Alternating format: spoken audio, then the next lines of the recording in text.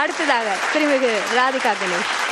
எனக்கு தோழி ஃபர்ஹானாவை ரொம்ப பிடிக்கும். அவங்க பேச்ச ரொம்ப ரசிச்சு கேட்பேன். ஆனா இன்னைக்கு ஆனா அவங்க சொன்ன சில வார்த்தைகள் எனக்கு ரொம்ப ரொம்ப ரொம்ப ப்ராப்ளமேட்டிக்கா இருக்கு. இதனாலதான் நான் தமிழர் கட்சியும் ஒரு 10 feet டிஸ்டன்ஸ்ல இருந்து எப்பவும் அணுகக்கூடிய ஒரு நிலைமையிலயும் இருக்கேன்.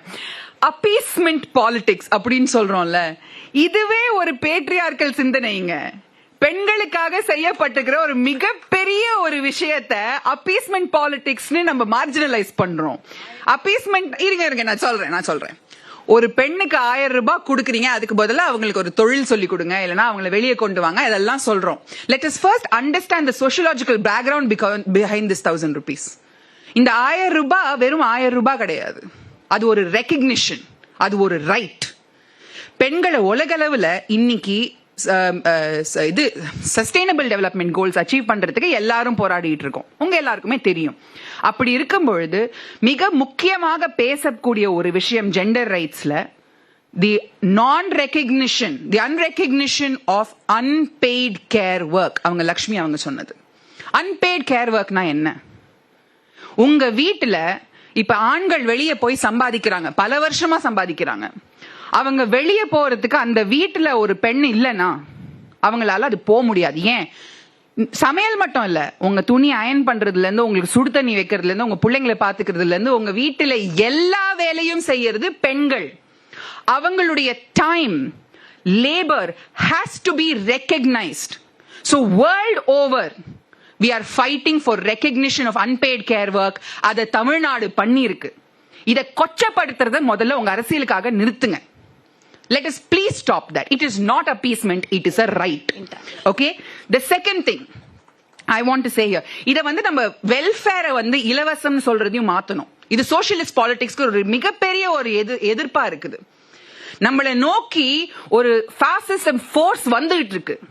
அந்த நேரத்துல நம்ம இங்க உட்கார்ந்துகிட்டு நம்ம உரிமைய, நம்ம வெல்ஃபேரை ஃப்ரீன்னு எப்படிங்க சொல்றோம்?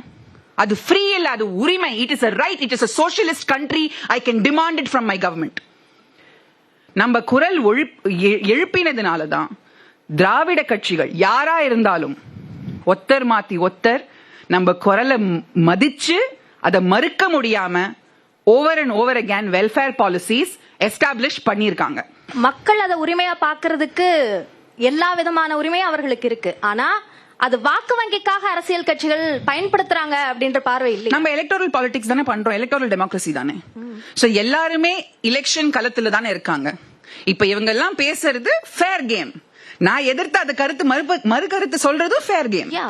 அந்த மாதிரி இருக்கக்கூடிய நேரத்துல கட்சிகள் எலெக்ஷன் டயத்துல அதிகமா வால்யூம் ஏத்துறது natural. I don't want to fight what is natural. அதுல நன்மை இருக்கா தீமை இருக்காங்கிறது தான் என்னுடைய கருத்து. நான் சொல்றேன், பீகார்ல அவங்க வால்யூம் ஏத்தும் பொழுது தீமைகள் ஏற்பட்டுச்சு. தமிழ்நாட்டுல மாத்தி மாத்தி திராவிட கட்சிகள் வால்யூம் ஏத்தும் போது நன்மை தான் ஏற்பட்டிருக்கு. டாஸ்மாக மூடணுமா, உரிமை தொகை கொடுக்கணுமா அப்படிங்கிறது ஒரு இருபக்க கொஸ்டின் கிடையாது. இது ரெண்டும் parallel lines. ஆல்கஹால், போதை, இது எல்லாம் சமூகத்துக்கு ரொம்ப ஒரு ஈவலான விஷயங்கள் அப்படின்னு நம்ம எல்லாருக்குமே தெரியும். ஆனா அதுக்கு இன்னும் மறுபக்கம் ஒண்ணு இருக்கு. எஸ்பெஷலி தமிழ்நாட்டை பொறுத்த வரைக்கும் டாஸ்மாக்கு ஒரு ரெவென்யூ அப்படிங்கிற ஒரு பக்கம் இருக்கு. நீங்க எல்லாம் IAS ஸ்டூடெண்ட்ஸ், நான் எதுக்கு உங்ககிட்ட மறைச்சு பேசணும்?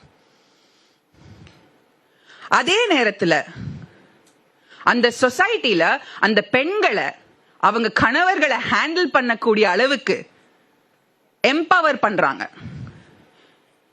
நான் இது சரி அது தவறுன்னு சொல்லல. எதை சரியா செஞ்சுக்கிட்டு இருக்கோமா ஃபர்ஸ்ட் அதை அக்னாலேஜ் பண்ண கத்துக்கலாம்னு சொல்றேன். இல்ல, நலத்திட்டங்களால வளர்ந்திருக்கோம், உரிமை தொகையால ரைட்ஸ் கொடுக்கிறோம், டாஸ்மாகால பாதிக்கப்படுறதுக்கு உரிமை தொகை. அப்போ அங்க பாதிக்கப்படுறத இதை வச்சு நான் சரி செய்யறேன் அப்படின்ற அரசியல் கட்சியோட நோக்கத்தை விமர்சிக்கணும் தானே? அப்படி சொல்லலையே. அது அந்த நோக்கம் இருந்ததுன்னா அது விமர்சிக்கத்தக்க கூடிய நோக்கம் தான். ஆனா அதோடைய சோசியலாஜிக்கல் பேக்ரவுண்ட மறுபடியும் நம்ம தமிழ்நாடு ஒரு அரசியல் முதிர்ச்சி உள்ள ஒரு ஸ்டேட். நம்ம யாருமே நாவிசஸ் கிடையாது. பீகார்லயோ உத்தரப்பிரதேஷ்லயோ இந்த மாதிரி இளைஞர்களை உட்கார வச்சு பேசணும்னா அவங்களால அரை மணி நேரம் சும்மா உட்கார முடியாது.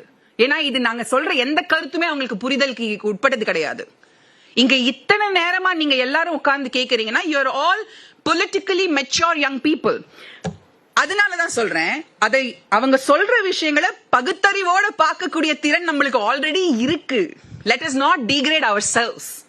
அதே மாதிரி கேள்வி எல்லாருமே எல்லா கட்சியும் சண்டை போட்டுக்கிறாங்க. மகளிர் உரிமை தொகை நாங்க தான் முதல்ல கொடுத்தோம். ஃபர்ஸ்ட் யாரு கொடுத்தாங்கன்னு நான் சொல்றேன், தமிழ்நாட்டுடைய இளைஞர்கள். 2021 தமிழ்நாடு யூத் மேனிஃபெஸ்டோன்னு ஏற்படுத்தி அதுல முதல் முறையா demand from young people for women's unpaid care work வெச்சோம். அத இந்த கவர்மெண்ட் பண்ணி கொடுத்தாங்க. அவ்வளவுதான். So the fight is not who did it. The fight is that we've done it. The fact is that we've done it. இதுக்கு அடுத்தது என்ன, அடுத்த கட்டம் என்ன? So it is not appeasement, it is not freebie, it is a right and it is a social welfare system. So அந்த விஷயங்களை மறுக்காம மறைக்காம உங்களால களத்துல வேற ஆர்குமெண்ட் வைக்க முடியும்னா we are willing to listen.